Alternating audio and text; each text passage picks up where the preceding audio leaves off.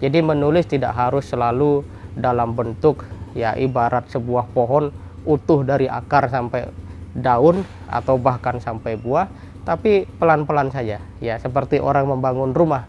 Jadi dari satu bata, satu butir pasir dan seterusnya dikumpulkan, itu nanti akan menjadi sebuah bangunan tulisan yang menarik.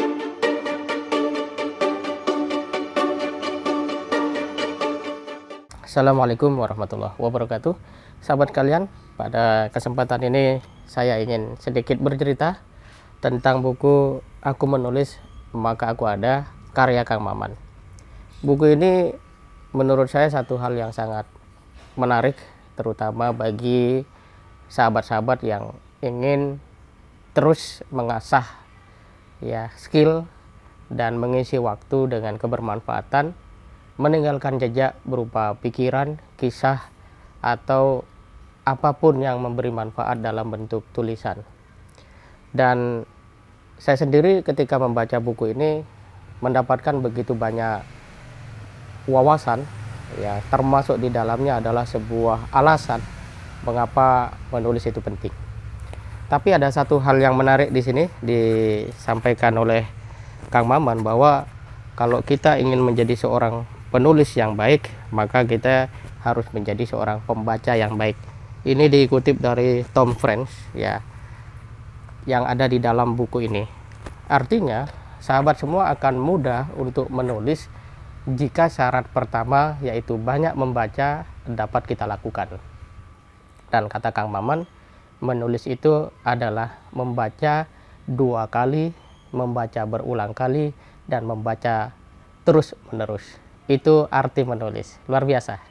Bagi saya sendiri, menulis itu adalah mengemas bacaan dengan olahan rasa, jiwa, pikiran, bahkan visi kita sendiri tentang sesuatu yang kemudian kita tuangkan.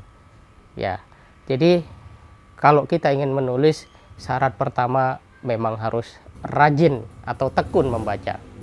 Nah, seringkali ada orang bertanya, gimana caranya saya bisa menulis? Sebenarnya itu bisa dijawab, apakah kita telah memiliki sesuatu atau bacaan yang telah ya memenuhi standar atau setidaknya cukup ya untuk kita menuangkan ide. Di sini juga disebutkan bahwa bila kita tidak mengisi, apa yang bisa kita berikan? Nah, membaca itu sama dengan mengisi.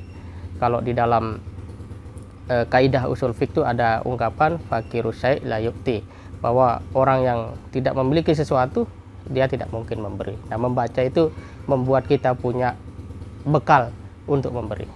Nah, yang kedua, kaitan dengan menulis adalah beliau mengatakan bahwa jangan pernah meremehkan tulisan-tulisan yang telah kita buat. Entah itu jadi status di Twitter, ataupun Facebook, atau bahkan WA. Memang kelemahan banyak orang, termasuk saya juga mengalami, tulisan-tulisan kecil itu yang berserakan kita anggap tidak ada artinya. Jadi setelah kita tulis ya sudah kita buang. Tapi setelah membaca buku ini, konten-konten yang berupa video pun saya usahakan ditulis untuk kemudian disimpan. Nah, suatu saat mungkin itu akan ketemu ya rangkaiannya atau sistematika bangunan pikirannya yang boleh jadi akan memberi manfaat lebih besar. Jadi menulis tidak harus selalu dalam bentuk ya ibarat sebuah pohon utuh dari akar sampai daun atau bahkan sampai buah, tapi pelan-pelan saja ya, seperti orang membangun rumah. Jadi dari satu bata, satu butir pasir, dan seterusnya dikumpulkan, itu nanti akan menjadi sebuah bangunan tulisan yang menarik. Oleh karena itu, status Facebook harus kita siapkan juga untuk menjadi sesuatu yang bermanfaat. Jangan mengeluh di dalam media sosial, tetapi berikan gagasan apa yang bisa membuat semakin banyak status yang kita sebarkan, semakin banyak bahan yang bisa kita jadikan untuk bangunan tulisan kita ke depan.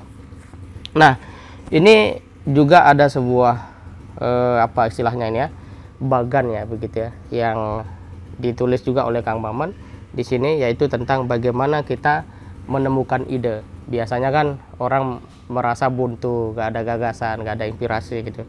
Nah, untuk punya ide itu pertama kita harus banyak melakukan pengamatan ya. kita amati apa saja. Di dalam buku ini juga dikisahkan bagaimana Kang Maman menangis melihat seseorang yang dia bekerja di sektor informal, kemudian dia 20 tahun menabung untuk bisa membeli seekor sapi dan dikorbankan ya di hari Idul Adha. Nah, ini kan tidak lama lagi ada Idul Adha, ya kita cari ya, atau bahkan kita sendiri melakukan upaya-upaya untuk itu, sehingga ada banyak inspirasi yang bisa kita berikan. Bahkan pengalaman di meja makan tentang kampung halaman itu kalau kita amati dengan baik dan ditulis dengan segenap cinta, kata Kang Maman itu juga bisa jadi sebuah tulisan. Yang kedua adalah penghidupan, ya penghidupan. Artinya tulisan kita itu harus diberi makna, diberikan sesuatu yang memberi pesan moral kuat kepada pembaca. Kemudian yang ketiga adalah pendengaran kita harus tajam. Jadi seorang penulis harus banyak mendengar ya, tidak hanya sekedar bicara tapi juga mendengar, dan seterusnya. Masih banyak lagi.